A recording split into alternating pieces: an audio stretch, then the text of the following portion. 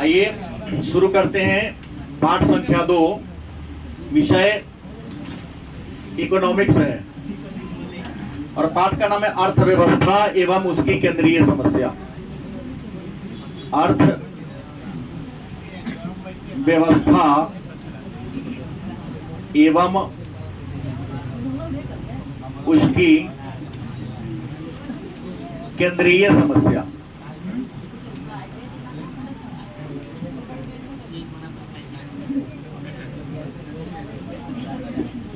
जिस टॉपिक पर आज हम सब परिचर्चा करेंगे नाम क्या है? अर्थव्यवस्था एवं उसकी केंद्रीय समस्या। तो सबसे पहला प्रश्न आपके मन में ये आएगा कि अर्थव्यवस्था क्या है? अर्थव्यवस्था क्या है या अर्थव्यवस्था किसे कहते हैं? तो अर्थव्यवस्था का परिभाषा होगा कि मनुष्य अपनी जीवन यापन के लिए, हम सभी मनुष्य हैं, हम सभी अपने जीवन यापन के लिए अपनी मस्तिष्क की क्षमता और शरीर के क्षमता और सामर्थ्य के अनुसार कोई ना कोई काम जरूर करते हैं या नहीं करते हैं?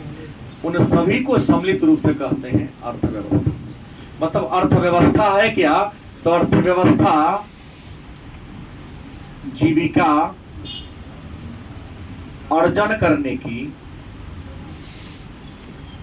एक इकाई है। मतलब हम सब अपने जीवन के यापन के लिए अपने सामर्थ्य के अनुसार कोई ना कोई काम करते। जैसे मैं पढ़ा रहा हूं, आपको पढ़ाकर अपने जीविका को चला रहा हूं। किसान खेती बाड़ी करके चलाता है।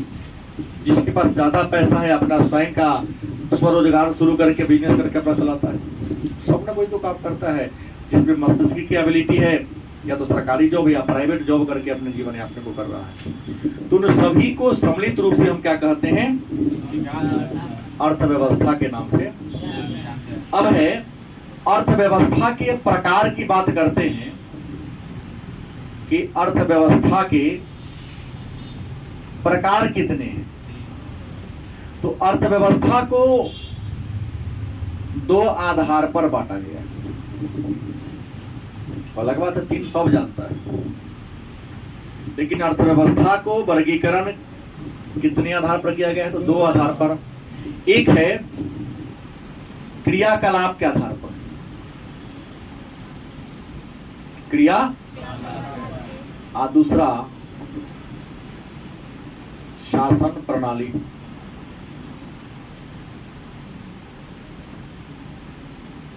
या शासन व्यवस्था के आधार पर।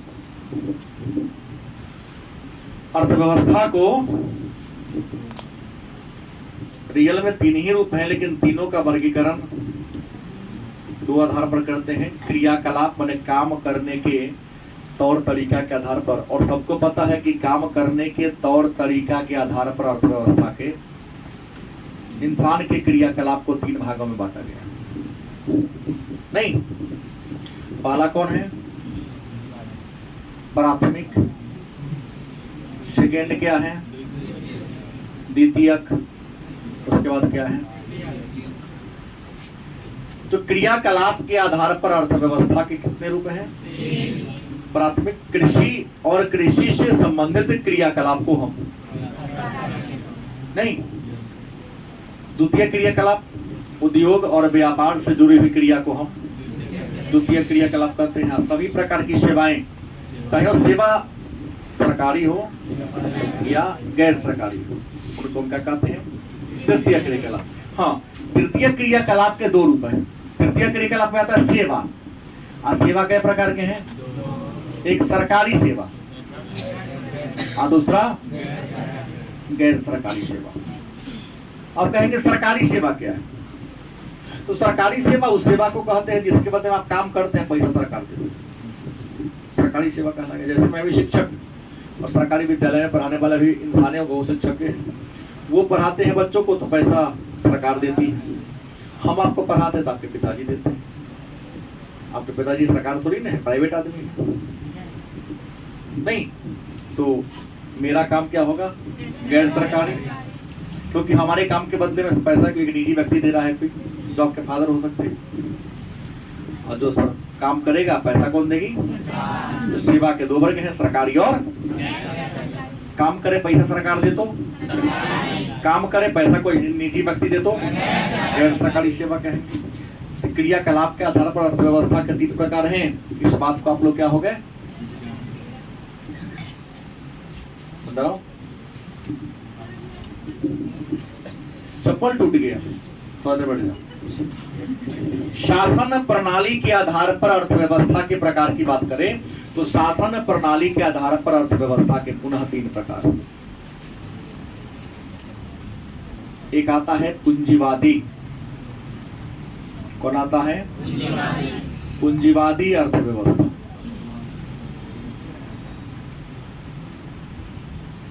दूसरा समाजवादी या साम्यवादी। तीसरा मिश्रित अर्थव्यवस्था। अब सवाल है, तो पूंजीवादी अर्थव्यवस्था है क्या, या पूंजीवादी अर्थव्यवस्था कहते किसे? तो पूंजीवादी अर्थव्यवस्था उस अर्थव्यवस्था को कहते हैं जहां उत्पादन के सभी साधनों पर निजी स्वामित्व होता है। नहीं, अगर एक लाइन में कहा जाए उत्पादन के सभी साधनों पर निजी स्वामित्व हो, उसे क्या कहेंगे? अब पिछली क्लास में हमने कहा था उत्पादन के 5 साधन हैं, भूमि, श्रम, साहस, संगठन, पूंजी। तो उत्पादन के जितने भी साधन हैं उन सभी साधनों पर यदि रुपए पैसे वाले का दबदबा हो, बोलबाला हो, तो उसको हम पूंजीवादी अर्थव्यवस्था कहेंगे। और पूंजीवादी अर्थव्यवस्था की नींव का बीजारोपण 1945 ईस्वी में यूएसए मतलब संयुक्त राज्य अमेरिका के द्वारा किया गया था। सुबह वाले क्लास में पॉलिटिकल साइंस में लोग पढ़ते आ रहे हैं। नहीं, आज दुनिया के जो भी धनी देश है आगे बढ़ती गति से बढ़ रहा है, सारे पूंजीवादी को, निजीकरण को अपना लिया है, क्योंकि निजीकरण ही आगे बढ़ने का विकल्प है। सरकारी तंत्र सारा फेल हो रहा है, इसके पीछे जिम्मेवार यहाँ के नागरिक है। सरकार जिम्मेवार नहीं है, मैं इस बात को नहीं मानता। सबसे बड़ा दोषी आम जनता है। चुनाव में खड़ा होने वाले नेता की कोई गलती नहीं है, वोट देने वाले की गलती है, क्योंकि वोट नोट पर देते हैं। जो इंसान पैसा बांट के वोट लेगा तुम्हारे लिए क्यों काम करेगा? गुलामी थोड़ी नहीं किया है, तुम्हारा तो वोट खरीद लिया और तुम्हारे मुंह भी नहीं उनके सामने जाके कुछ करने। तो सारा लोकतंत्र में सबसे बड़ा अगर कोई अपराधी है तो आम जनता है, कि चंद पैसों के लालच में आकर हर कुछ अपना बेच देता है। अलग बात है कि बाद में तो कुछ भी कर लेगा, तो कुछ बिगाड़ नहीं सकते हो, तो ताकतवर वर्ग बन गया। चुनाव में जितने तक कमजोर था वो वोट में जीत गया, तो समाज का सबसे ताकतवर वर्ग बन गया। कुछ भी नहीं तुम बिगाड़ सकते हो। तो पूंजीवादी किसे कहते जान गए? समाजवादी वैसी अर्थव्यवस्था जिसमें उत्पादन के सभी साधनों पर सरकार का दबदबा हो, सरकार का स्वामित्व हो, जहां निजी व्यक्ति, निजी संपत्ति का कोई मूल्य नहीं होता है। क्या जी? वैसी अर्थव्यवस्था जिसमें उत्पादन के सभी साधनों पर सरकार का दबदबा हो। गलत से निजी व्यक्ति और निजी संपत्ति का कोई मूल नहीं होता है। सरकार अपने हिसाब से निजी व्यक्ति, निजी प्रॉपर्टी को जैसे यूज मन होता है यूज कर लेते, जैसे स्टालिन ने सोवियत रूस में किया था। कृषि का सामूहिकीकरण कर दिया था, आदेशित अर्थव्यवस्था को बना दिया था, निजी संपत्ति का बलपूर्वक अपहरण करके सरकारी संपत्ति घोषित कर दिया था। गलत सही? लेकिन आता है तो मिश्रित अर्थव्यवस्था क्या है? तो ऐसी अर्थव्यवस्था जिसमें उत्पादन के सभी साधनों पर मतलब सरकार और निजी व्यक्ति दोनों का दबदबा। क्या? वैसी अर्थव्यवस्था जिसमें उत्पादन के सभी साधनों पर सरकार और निजी व्यक्ति दोनों का क्या हो? दबदबा हो। आप क्या कहोगे? मिश्रित अर्थव्यवस्था के नाम से उसको हम जानते हैं। और मिश्रित अर्थव्यवस्था में चूंकि यहाँ पर सरकार भी होता है और निजी व्यक्ति भी होता है, सरकार मतलब समाजवाद और निजी मतलब दोनों के अपना लिया तो किस अर्थव्यवस्था को समाजवाद और पूंजीवाद के बीच का रास्ता, बीच का चौराहा कहते हैं? तो उत्तर क्या होगा? मिश्रित अर्थव्यवस्था को कहते हैं। मतलब यह समाजवाद और पूंजीवाद के बीच रास्ता पर खड़ा है। मतलब यहाँ उत्पादन के सभी साधनों पर सरकार का अधिकार है तो निजी व्यक्ति का भी। जैसे हम भारत की बात करें तो भारत मिश्रित अर्थव्यवस्था का उदाहरण है। भारत में हर कुछ सरकारी है। देखो यहाँ सरकारी कारखाना है, सरकारी दुकान है, सरकारी हवाई जहाज है, सरकारी होटल है, तो प्राइवेट होटल है, सरकारी प्राइवेट हवाई जहाज है, सरकारी पुलिस है तो प्राइवेट पुलिस भी है, सरकारी टीचर है तो प्राइवेट टीचर भी है, सरकारी विद्यालय है तो प्राइवेट विद्यालय भी है। हर कुछ सरकारी, हर कुछ प्राइवेट है। तो जहां दोनों चीज सरकारी और प्राइवेट तो क्या होगा? मिश्रित अर्थव्यवस्था होगा। अब सवाल है, तो हमने पढ़ाया पूंजीवादी अर्थव्यवस्था, तो इसकी विशेषता क्या होगी? कई बार पूछा जाता प्रश्न है कि पूंजीवादी अर्थव्यवस्था का क्या विशेषता होगा? तो पूंजीवादी अर्थव्यवस्था की पहली विशेषता मैंने कह दिया है कि यहां निजी संपत्ति होता है। क्या होता है? पूंजीवादी अर्थव्यवस्था में सरकार बढ़िया ही नहीं करता है। याद रखो, जिस देश में सरकार बढ़िया हो जाएगा उस देश का कल्याण होगा, लेकिन धीरे धीरे होगा, क्योंकि बढ़िया हमेशा मुनाफा की बात करता है और सरकार का काम है कल्याण की बात करना। जब बढ़िया कल्याण की बात करने लगा तो उसका बिजनेस ठप हो जाएगा। अलग बात लोगों को नहीं पता, सीधे कहता मोदी बेच लिया। हमने कहा उदाहरण दिखाओ, मुंह से कहने से मोदी बेच नहीं ना लिया, किस कारखाना को बचा उसका प्रूफ होगा ना। हम तो देखा कि डिसइन्वेस्टमेंट हो रहा है, बिका कहां है? हमको किसी पेपर में नहीं मिला। तो सबसे पहले तो नरसिंह राव को पकड़ना होगा जिन्होंने इस प्रक्रिया को शुरू किया था। क्या नरेंद्र मोदी ने बेचा है तो क्या बेचा है? बोलने वाले को प्रूफ लाना पड़ेगा ना। हम तो जानते हैं डिसइन्वेस्टमेंट किए। 1991 में नई आर्थिक नीति आई, सीधा कह दिया कि जो सरकारी कारखाना घाटे में जा रही है उसके कुछ शेयर को या संपूर्ण शेयर को निजी हाथ में दे दो, मैनेजमेंट कर दो, नियंत्रण सरकार का रहेगा। लोग कहता बिजली से प्राइवेट हो गया। प्राइवेट नहीं हुआ है। आप लोग इतने बेईमान है कि बिजली जलाते हैं, बिल ना देते हैं। गलती किसे? धोखा फंसा के बिजली जला ली सरकार, अपना बाप के घर से लाएगी, प्राइवेट आदमी को दे दिया। तो जितना बिल वसूल के लाएगा ना, महीना तो देवे करेंगे, ऊपर से थोड़ा कमीशनों देंगे। अभी देखता है करे हमको तो महीना 20 मिल ही रहा है, आज जितना भी सरकार का बिल वसूल के देंगे उसमें 2% 4% कमीशन मिलेगा। थोड़ा घर जाकर मीटर को देखेगा, अच्छा वो आपके यहाँ इतना बिल बाकी है, अच्छा काट देगा, ऊपर जाएगा, ना जमा के आपको काटिए देगा। अच्छा इसे काटा तो आप FIR होगा। अब जाके एक बार बिल लो तो थोड़ा जुड़ेगा, वो अच्छा तो कर रहा है। गलती किसे? मेरा कहना इतना सुविधा अगर खुद का जनरेटर चला के लगाओगे तो कम से कम प्रतिदिन 2000 का खर्चा होगा, और सरकार 200 में उससे ज्यादा फैसिलिटी दे रही है तो आपको देने में दर्द हो रहा है। गलत किसे? सरकार बेचती नहीं, डिसइन्वेस्टमेंट करती है। जो कंपनी घाटे में जा रही है उसका कुछ मैनेजमेंट प्राइवेट हाथ में देती है। जैसे अभी भी सरकारी बस है, सीता बिहार में चल रही है, लेकिन उसका मैनेजमेंट प्राइवेट को दे दिया गया है। हाँ, ये काम शिक्षा को सबसे पहले करना चाहिए। लेकिन यहाँ निजी विद्यालय खोलने वाले जो बड़े बड़े नेता है वो गरीब सबको चढ़ा देगा, क्या कहते सरकार तब बेच लो, स्कूल लो, हल्ला कर, क्योंकि उसको अपना निजी चलाना है। निजी क्या होता है? हाँ, निजीकरण करने वाले निजीकरण का ज्यादा विरोध करते हैं।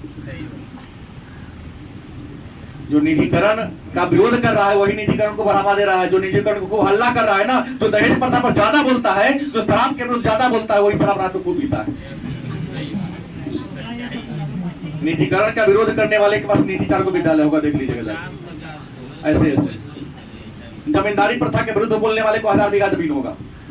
गरीब कभी जमींदारी प्रथा के विरुद्ध बोलता नहीं, क्योंकि उसकी औकात कहाँ है बोलने की, बेहतर कैसे जीवन यापन चला रहा है। ये मैं लोकतंत्र की सच्चाई को बोला। तो पूंजीवादी में संपत्ति क्या होता है? निजी होता है। तो संपत्ति तुम्हारा निजी है तो नियम तुम्हारा चलेगा। दुकान कब बंद करना है, दुकान कितना वस्तु का निर्माण करना है, उसका मूल्य कितना रखना है, तुमको तय करना है ना, क्योंकि खुद मालिक तुम हो। हम सरकार को टैक्स देते हैं तो हमारा अनुसार चलेगा ना, हम आपके अनुसार क्यों चले? हाँ, आपके नियम को मैं फॉलो करूंगा। अब यहाँ देखिए ना, पढ़ने के लिए आप लोग विद्यार्थी नियम कि ये बड़े पढ़ो, नहीं, पढ़ाई का कोई टाइम नहीं होता है। अपने यहाँ 9 से 12 सिनेमा देख के पुलिस रोक ले, कहां से आ रहा है? क्या पूर्व कई वाला बात है भाई, मनोरंजन करने का कोई टाइम होता है क्या? हमको 3 बजे हुआ कि अभी हमको मनोरंजन करना है, तो 3 बजे सिनेमा देखने जाएंगे ना? कि तोरा अनुसार बसंत जबरदस्ती लाया जाता है बिहार में, सॉरी भारत में, कि फलने तारीख के होली होते, फलने तारीख की ईद, फलने तारीख के बकरीद। नहीं, खुशी का कोई टाइमिंग क्या जी? जब पढ़ने का मन होगा तब पढ़ो, जब सोने का मन है। निजीकरण नहीं कहता है, तुम्हारी निजी प्रॉपर्टी है। कितना उत्पादन करोगे, कितना मूल्य रखोगे, किस बाजार में बेचोगे, किस बाजार में नहीं बेचोगे, पहली विशेषता तुम्हारी प्रॉपर्टी है, जैसे यूज करना है। दूसरी विशेषता इसकी आर्थिक स्वतंत्रता है। क्या है? आर्थिक स्वतंत्रता। माने रुपया पैसा वाला पूरा फ्री है, कितना तो कारोबार में लगाएगा तुम सोचेगा। या तो सरकार को कारोबार में लगाना होता तो बजट पास करना होता है। अरे ये तो बजट में 15 दिन गया, ये सफल होगा कभी नहीं सफल होगा। कहीं सरकार गिर गया तुम जहां का उधर में लटक जाएगा, अगला आएगा सरकार से काम ना करेंगे, क्योंकि बना देंगे पिछले का सरकार के नाम हो जाएगा। ये होता ही, जैसे नई सरकार, अभी मोदी जी की सरकार है, अगला कौन बनेगा मैं नहीं जानता। अगर मान लो कहीं दूसरी सरकार आई तो 5 साल कुछ नहीं करेगा, कहेगा मोदी जी जो गलती की हम उसको सुधार रहे हैं। ये छोटा तुमको सुधारने के लिए लोग चुना है, आपको सुधारने के लिए कोई नहीं चुना है। आप जहां तक छोड़ते उससे आगे बढ़ा के ले चलो। ऐसा कोई नहीं करता। मोदी ने 5 साल तक ये काम किए कि मनमोहन जी ने जो गलती की उसको मैं सुधार रहा हूं। आपको सुधार, आपको टीचर नहीं है कि सुधारने के लिए आए। सुधारने का काम किसका है? टीचर का है, घर में पिताजी का है। आप देश के राजा हैं, सेवक हैं, तो जनता का सेवा कैसे होगा ये तय करना होगा। यहाँ क्या होगा? आर्थिक स्वतंत्रता। तुम्हारा पैसा है, किस कारोबार में लगाएगा तुम सोचोगे। गलती किसे? मन है तो पानी की दुकान खोलो, मन है तो चाय की दुकान खोलो, मन है तो किताब का दुकान खोलो। तीसरी विशेषता है कि राज्य का अहस्तक्षेप, राज्य का अहस्तक्षेप और मुक्त व्यापार।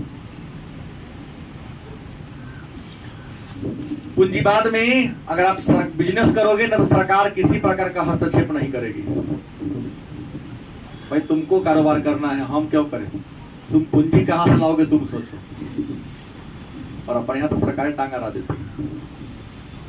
यहाँ जितने बड़े बड़े कंपनी है ना, नाम मुकेश अंबानी हो गए, लेकिन हर नेता का उसमें नेतृत्व से 90% शेयर होगा, इसलिए चल रहा है। और इन लोगों का शेयर ना मिलेगा तो सब कंपनी कहिया बुर गया रहता। लोग बोल रहे हैं ना कांग्रेस वाले, अन्य पार्टी वाले, कि अंबानी अडानी को मोदी देख रहे हैं, और कांग्रेस आएगा तो अंबानी अडानी को देखेगा।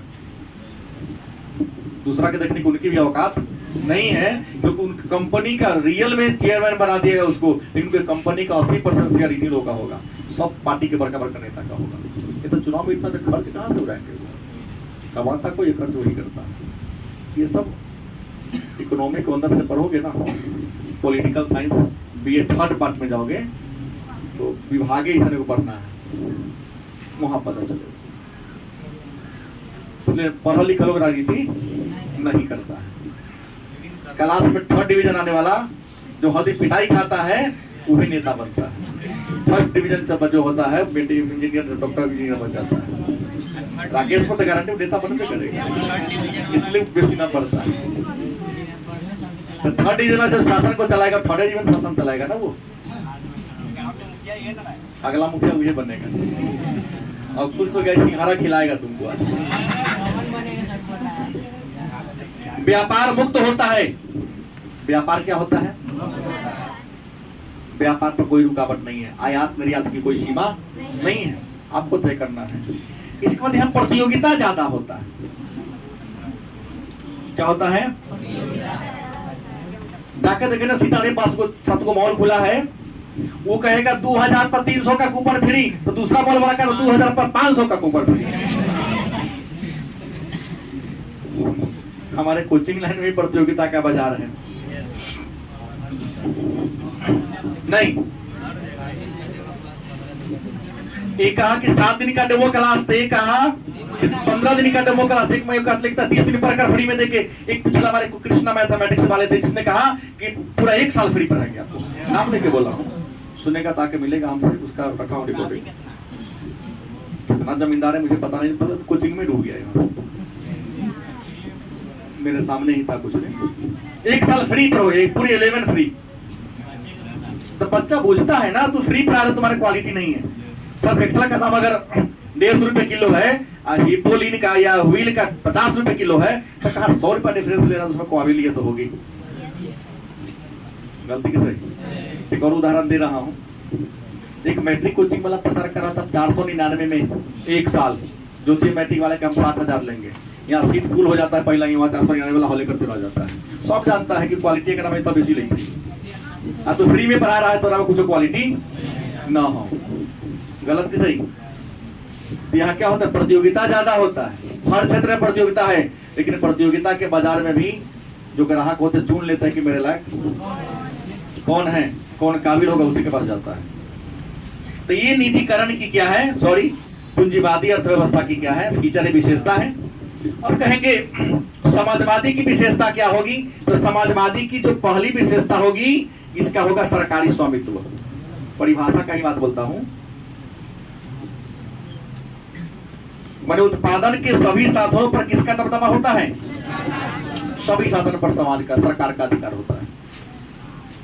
और सरकार का जब स्वामित्व होगा तो वस्तु का कीमत समाज के कल्याण को ध्यान में रखकर ही तय करेगी।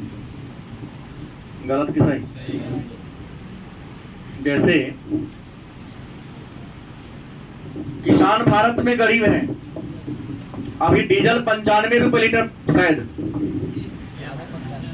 जो हो 95 बोला गया, मान लीजिए 95 लीटर बिक रहा है, लेकिन जो किसान खेती बाड़ी करने जाएंगे उन्हें डीजल पर अनुदान मिलता है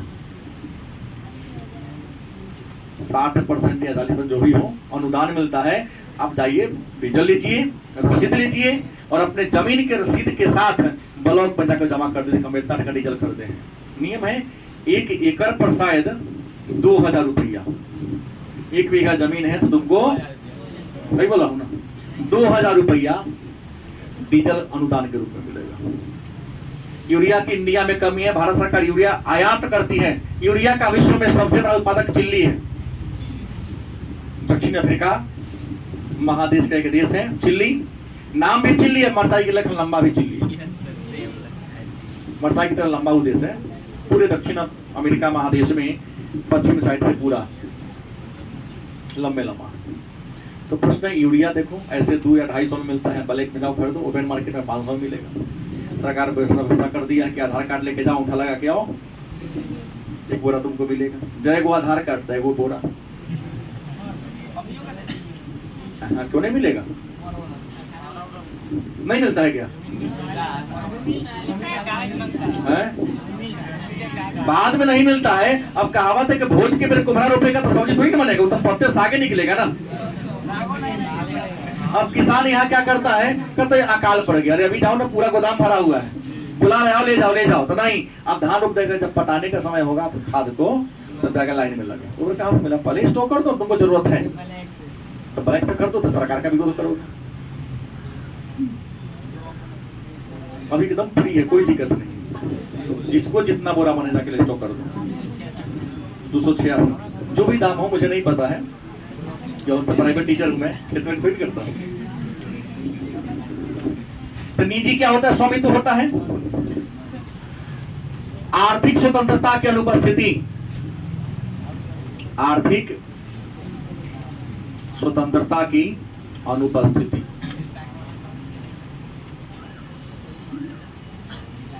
जैसे पूंजीवादी में आर्थिक स्वतंत्रता होती है, लेकिन यहां अनुपस्थित है।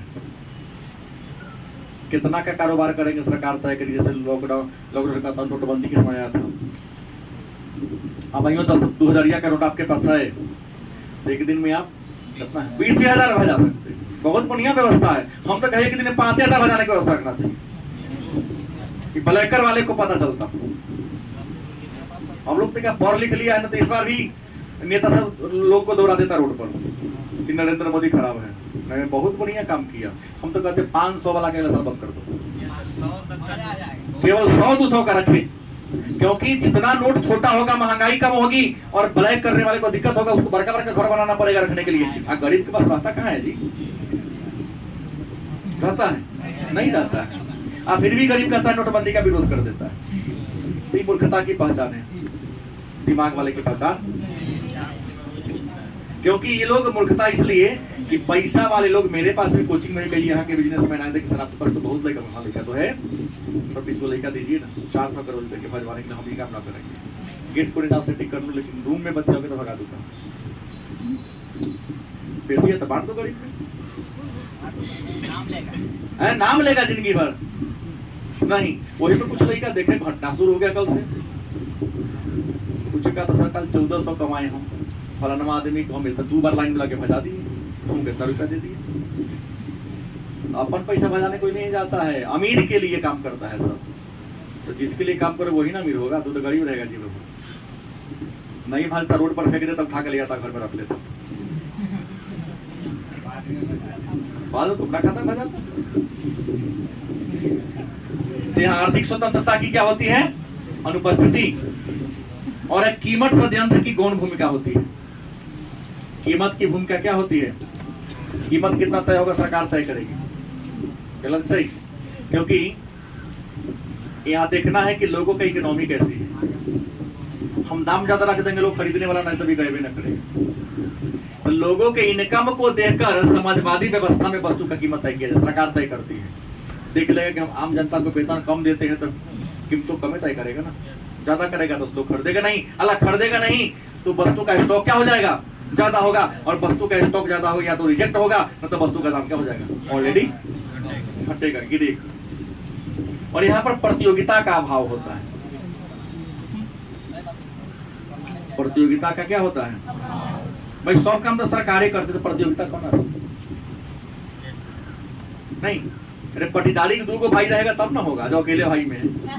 से पटीदारी करेगा, अब करेगा अपना बाप से, तो बेसी गधा कोनो नहीं कयो करता है कि तू ना करे, हम कहला। सुनता हूँ कलयुग में कई को है, हमको आप लोगों का फोन आते रहता है, बेइज्जती नहीं करता हूँ जानबूझ के, ना खड़ा करा के खाना शुरू करेंगे। मोबाइल नंबर सहित रखा हूँ के पापा हमारा फोन कर ले कि हमसे भी पटीदारी कर लेता है। हम काहे मोहना चाहे सोना के नाम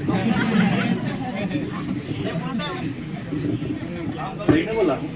इसमें बहुत ऐसे बच्चे जो हमसे बहुत के लड़का लड़की सबके पिताजी माताजी बात करते रहते हैं, दुख दर्द की कहानी बयान करते रहते हैं कि थोड़ा आप ही समझाइए सर। कुछ धमकी देता है, राकेश तक कराते होगा, अलावे कई हुए इसमें कि मोबाइल नहीं खरीदीजिएगा तो ये करेंगे वो करेंगे। अब एक पर आ गया। तो यहाँ प्रतियोगिता क्या होता है? नहीं होता है, क्योंकि उत्पादन के सभी साधन पर किसका अधिकार है? सरकार का अधिकार है। कितना सामान बनाएगा वो सरकार तय करेगी ना। सरकार जानती है कि हमारी आबादी कितनी है और डिमांड कितना है, तो डिमांड के अनुसार ही प्रोडक्शन एंड सप्लाई करती है, ताकि मूल्य में स्थिरता बनी रहे। देखिए ये नियम तो हर अर्थव्यवस्था में, चाहे पूंजीवादी हो चाहे समाजवादी हो, या क्योंकि अगर प्रोडक्शन ज्यादा होगा तो सप्लाई ज्यादा होगा, सप्लाई ज्यादा होगा तो आपका मूल्य घटेगा। तो उत्पादन करते समय ध्यान रखता है कि मार्केट का डिमांड कितना है। क्या जी? सर्वे करवाता है, अगर उससे अधिक प्रोडक्शन कर देगा, मान लो प्रोडक्शन करके गोदाम में रख दिया तो कोई बात नहीं है, सप्लाई कहीं मार्केट में कर दिया तो जानते कि मांग का नियम क्या कहता है कि जब किसी बाजार में वस्तु की उपलब्धता, इससे व्यवहारिक नियम, मांग का नियम क्या है? व्यवहारिक नियम है। बाजार में जब किसी वस्तु की उपलब्धता क्या हो जाए? ज्यादा हो जाए, तो वस्तु की कीमत बिना कहले गिर जाता है। लाभ को ना क्या होगा? आम जनता को, ग्राहक को, उपभोक्ता को लाभ होगा, और हानि को ना को होगा? उत्पादक को। क्योंकि जिस रेस्पेक्ट में उसे लागत लगी है उस रेस्पेक्ट में उसको लाभ नहीं मिलेगा। फिर आता है कौन? मिश्रित। तो मिश्रित की विशेषता क्या है? तो पहली विशेषता तो मैं लिखिए दिया हूं कि यहाँ सरकारी और निजी क्षेत्र का क्या होता है? सह अस्तित्व होता है। दूसरी विशेषता है कि यहाँ आर्थिक स्वतंत्रता होती है। आर्थिक स्वतंत्रता यहाँ पर देखने को मिलती है, क्योंकि यहाँ सरकारी और निजी दोनों है। तो निजी व्यक्ति स्वतंत्र है, विजय चाहे आप मुकेश अंबानी देखो, अडानी देखो, हर क्षेत्र में काम करने के लिए आजाद है। कितना इन्वेस्ट करेगा तय करेगा अपना, क्योंकि जितना ज्यादा जो इन्वेस्ट करेगा वो उतना ही ज्यादा अर्न करेगा। क्योंकि अंग्रेजी में कहावत है मनी बिगिंस टू अर्न। जिसके पास रुपया होगा सही ना कमाएगा। देश से कितना रुपया कमाएगा तब भात दाल तरकारी खाने के लिए, भुजिया नहीं चलेगा। नहीं समझे बात? अरे बॉडी से कितना कमाओगे जी? उतना ही जितना कि चावल दाल सब्जी भुजिया खाने के लिए ओवर ड्यूटी करना पड़ेगा आपको। लेकिन थाली के बगल में चारों ओर से कम से 20 कटोरी रखा रहे, इसके लिए आपको बिजनेस करना पड़ेगा। जीवन में जितना सुख सुविधा एक बिजनेसमैन प्राप्त कर लेता है उतना सरकारी नौकरी में, हाँ बेईमान सरकारी बच्चा प्राप्त कर लेता है। यहाँ तो छोटा मोटा एमबीआई के घर में छापा पड़ता था, पता चलता 3 करोड़ घरे में मिला है कैश। बिस्तर के तर में रुपया नहीं था, खाली 2000 का नोट, विजिलेंस वाले छापा मार देते। तो इन लोग को जब पैसा सुनते हैं कि पैसा घटता है तो सामने को चौक चौराहा पर खड़ा हो जाते हैं। सबके कुछ ना कुछ तो कमी है। सरकारी चलान कम करता, निजी चलान बेसी कटता है। नहीं बुझे बात? जो चेक चाक होता है 2 प्रकार के चलान होता है, एक सरकारी चलान और एक निजी चलान। रेलवे डिपार्टमेंट में टीटी महोदय की कहानी सुन लो। सरकारी चलान वाला अलग है, निजी वाला क्या है? जैसे सरकारी फिक्स है 490 कटेगा तो कटेगा, कहा कि कुछ कम गोड़ हाथ पकड़ो कम कर दिया तो बुझाओ कि निजी चलान होगा। लेकिन तुमको पकड़ में नहीं आएगा क्योंकि पढ़ते समय मोबाइल चलाए।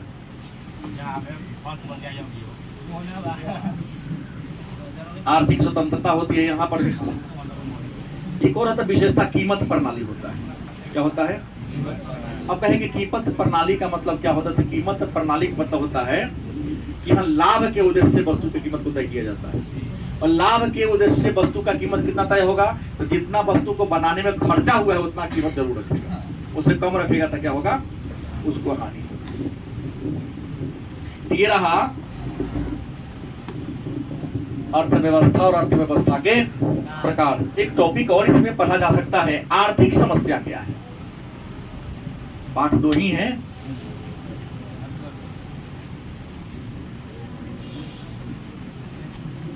दूसरा टॉपिक आपके सामने आता है आर्थिक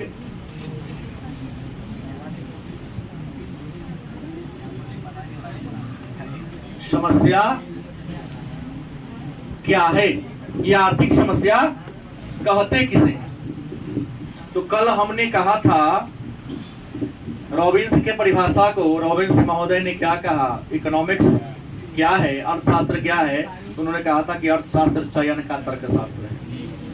और इसी का विस्तार से चर्चा करते हुए हमने कहा था कि मनुष्य की आवश्यकता अनंत है और आवश्यकता को पूरा करने का साधन क्या है? मनुष्य की आवश्यकता क्या है? अनंत है। और आवश्यकता को पूरा करने के लिए साधन क्या है? सीमित है। तो सीमित साधन से अनंत आवश्यकता को पूरा करने के लिए आपको क्या करना पड़ता है? चयन करना पड़ता है। गलत कि सही? मनुष्य की आवश्यकता, आवश्यकता को पूरा करने के लिए साधन सीमित साधनों से असीमित आवश्यकता को क्या करना है? पूरा करना। सब करता भी है, लेकिन होशियार आदमी चयन कर लेता है। कहोगे सर चयन कैसे करता है? तो जो आवश्यकता ज्यादा जरूरी है उसको पहले पूरा करता है, और जो आवश्यकता जरूरी कम है या नहीं है उसको टालते चलता है। क्या राकेश, उदाहरण राकेश का लो ना, कि 4 दिन से रो रहा है कि हमारा बैग फाटा खरीदा है, नहीं खरीदा रहा है क्योंकि इसके पिताजी को पता है कि यह बैग से 1 महीना खींचा जा सकता है, खिंचाएगा।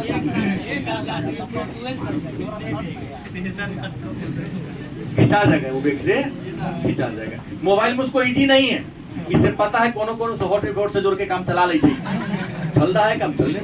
हाँ, लेकिन चावल जोड़ी हो तो जाएगा, आटा जोड़ी हो तो आएगा, दवा जोड़ी हो तो आएगा। मैंने घर की जो मूलभूत जरूरत है जिसके बिना काम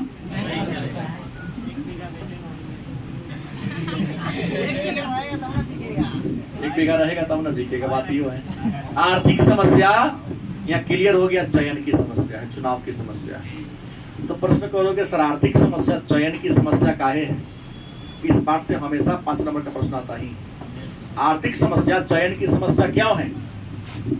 तो क्योंकि आवश्यकता साधन चुनाव करना पड़ेगा ना।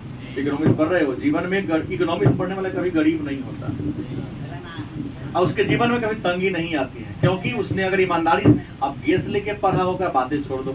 अब बिहान परीक्षा को लेके आके रख दिया, सर जी चेक करना दुआ, चेक करने तो मेरे सामने फाड़ लेता है, क्या सर करने को दिन कॉलेज ही अपने जो मंत्र मार दे तब रहे करे जुए फाड़ के लेके चलो, वो क्या करेगा? उसको पता क्या है कि आवश्यकता अनंत है, पूरा करने के साधन सीमित है, तुमको चुनाव करना पड़ेगा।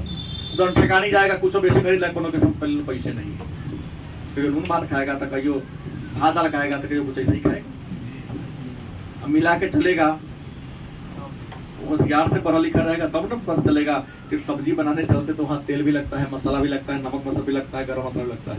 तो सोचे अरे गरम मसाला चल 1 किलो ले लीजिए आइए। उसी क्या पता कि गरम मसाला तरीका तरीका के चीज है, अब सारा कुछ गरम मसाले फंस गया, तब आलू भी नहीं रहेगा, तो पानी में गरम मसाला मिला और डूबा के खाओ, क्या ना केस रस बना के पिएगा। आर्थिक समस्या चयन की समस्या है, और आर्थिक समस्या चयन की समस्या काहे है? क्योंकि मनुष्य की आवश्यकता पूरा करने के साधन, इसलिए आर्थिक समस्या को हम चयन की समस्या कहते हैं। अब सवाल दूसरा आएगा, तो और प्रश्न होगा कि सर आर्थिक समस्या क्यों उत्पन्न होती है? आर्थिक समस्या क्यों उत्पन्न होती है? ये कहने का बात है, सारा बात तो मैं बोलिए दिया। आर्थिक समस्या क्यों उत्पन्न होती है? तो आर्थिक समस्या इसलिए उत्पन्न होती है कि पहला, आवश्यकता क्या है? अनंत है। और दूसरा क्या मैं बोला हूं? साधन क्या है? मुकेश अंबानी के बेटा के कभी सामने कभी चयन की समस्या आएगी है? क्योंकि जितना आवश्यकता उस पैसे का साधन है। डीएम साहब के बेटा को, एमपी साहब के बेटा को, विधायक साहब के बेटा को प्रिंस यादव उत्पन्न होगा? नहीं होगा। क्यों नहीं होगा? क्योंकि जितनी उनकी आवश्यकता है उससे ज्यादा है ना, तभी उत्पन्न नहीं होगा। लेकिन हमारे और आपके लाइफ में तो चयन की समस्या है, क्योंकि जितना जरूरत हो से साधन बहुत कम है, थोड़ा नहीं बहुत ज्यादा कम है। बेचैन है तो चयन की समस्या रहेगी। तो आर्थिक आवश्यकता अनंत है, साधन क्या है? और तीसरा, आवश्यकताओं की तीव्रता में अंतर होता है।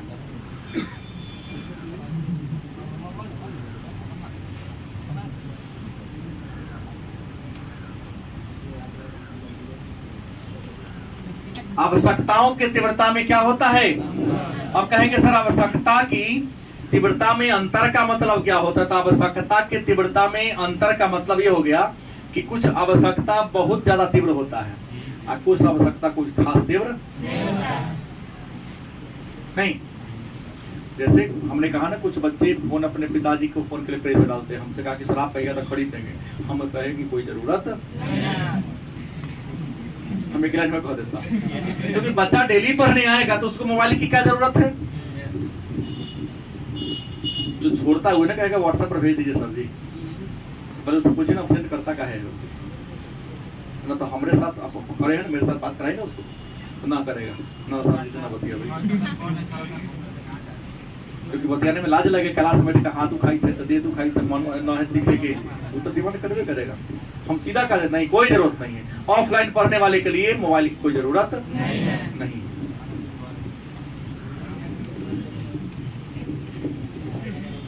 आवश्यकता की तीव्रता में क्या होता है? अंतर होता है। अगला साधन सीमित मैं पहले कल दिया हूं, साधनों का वैकल्पिक प्रयोग। साधनों का, देखो साधन का वैकल्पिक प्रयोग हो सकता है अगर तुम करना चाहो हम गांव में देखे हैं, बचपन में गैस नहीं था। मैं अपने बचपन की बात कर रहा हूँ, जब मैं 10 से बहुत 8-7 में था, तो एक चूल्हा, यहाँ मान लो कि यहाँ चूल्हा बन के उसमें आग लगा रहा है, तो मम्मी क्या करे, पर तसला चढ़ा देती थी, और तसला के ऊपर ढक्कन रख दिया, ऊपर एक और तसला में रख दी पानी। अब नीचे वाला देखो कितना बुद्धिमानी की बात है कि आंच लगाएंगे तो नीचे वाला तसला में क्या पानी गर्म हो गया। अब जब तक पानी खोलेगा धीरे धीरे ऊपर को दालों वाला तसला के पानी गर्म हो रहा है। बोलो गलत कि सही? नहीं, जब तक भात पसने के लिए तसला बनता था, भात में से मार को निकालेगी तो ये पानी आधा गर्म हो गया है। गलत कि सही? आधा पानी गर्म हो गया, तसला पे तुरंत गर्म आ जाएगा, दाल रखी खुलना शुरू हो जाएगा। ईंधन का बचत हुआ, समय का बचत हुआ। लेकिन आज की जो महिलाएं हैं, ये क्या करे, गैस को फुल लो करते हैं। हम बिना गैस के तो काम नहीं चले। अब फुल लॉक पे वो क्या करे, खोल देती है। अब क्या करेगा, ये नहीं कि कुकर में दाल चढ़ा हुआ है, चावल तो बैठ के सब्जी काटे, नहीं। अब कुकरवा सीट हो जाएगा तब चले जा, दाल बन गई, अब तो चलेगी, सब्जी काटने तो लेट होगा। पहले की भी तुम सबकी, मैं दादी की कहानी कर रहा हूँ, इसमें से अधिकांश की मम्मी की भी कहानी नहीं कर रहा हूँ, दादी की कहानी कर रहा हूँ। ये व्यवस्था में दादी वाली बात, इसमें से कई को है, मैं जानता हूँ, जो दाल पक जाता है, सब्जी काटने चलती है तो 9 बजे तक खाने न बनता है। अब पहले जब चूल्हा पर खाना बनता था 7 बजे, मैं मॉर्निंग पढ़ने जाता था, मॉर्निंग में भात दाल तरकारी खा के जाता था, और लंच के लिए हम लोग 10वां तक टिफिन लेके जाते थे। क्योंकि हम जिस विद्यालय में पढ़े वहाँ डेली हर घंटी पढ़ाई होती थी, और आप जिस विद्यालय में पढ़ते हो वहाँ केवल एडमिशन होता है, परीक्षा दे आता है, पढ़ाई नहीं होती। हमारे पढ़ने में आपके पढ़ने में अंतर है। आप लोग तो परीक्षा नहीं देते हैं, बड़ी ईमानदार है। आप लोग 5G में जी रहे हैं, हम लोग 9G में थे, कोई जी था ही नहीं हम लोग यहाँ। केवल मास्टर जी, विद्यार्थी जी, पुस्तक जी। तो साधन का वैकल्पिक यूज हो सकता है। गलत कि सही? बस जीवन में समस्या नहीं आएगी। आज तो खाने वाला 4 रोटी, कहीं मम्मी 2 गो रख दी, बन रहा है तो ना हम 2 गो हम खाते हैं। अरे तू खाओ और मिलेगा। संतोष नहीं है लोगों के पास। एक थाली में 2 भाई बन नहीं खा सकता है, कुछ नहीं। गलती की सही? अगर मान लिया 1-2 विद्यार्थी एक ही जगह में सब्जी, एक ही जगह खाना बनाएगा मिलजुल के, तो तेल का बचत होगा, गैस का बचत होगा। वैकल्पिक प्रयोग करना नहीं चाह रहा है, क्या होगा? दिक्कत तो होगी। और अंतिम समस्या क्या है? चुनाव की समस्या है। जब साधन का वैकल्पिक प्रयोग होगा तो क्या करना, चुनना पड़ेगा। जो ज्यादा जरूरी है उसको पूरा कर लो, जो जरूरी कम है उसको क्या कर दो, इग्नोर कर दो। अब है तो लास्ट टॉपिक आज का पढ़ ले। आर्थिक समस्या क्या है, क्यों उत्पन्न होती है, ये कारण तो जान लिए। तो लास्ट प्रश्न लिखा कि अर्थव्यवस्था की मौलिक समस्या क्या है। अर्थव्यवस्था की मौलिक समस्या, मौलिक माने क्या थी, मूल समस्या क्या है। तो अर्थव्यवस्था के 3 मौलिक समस्या है। पहला, उत्पादन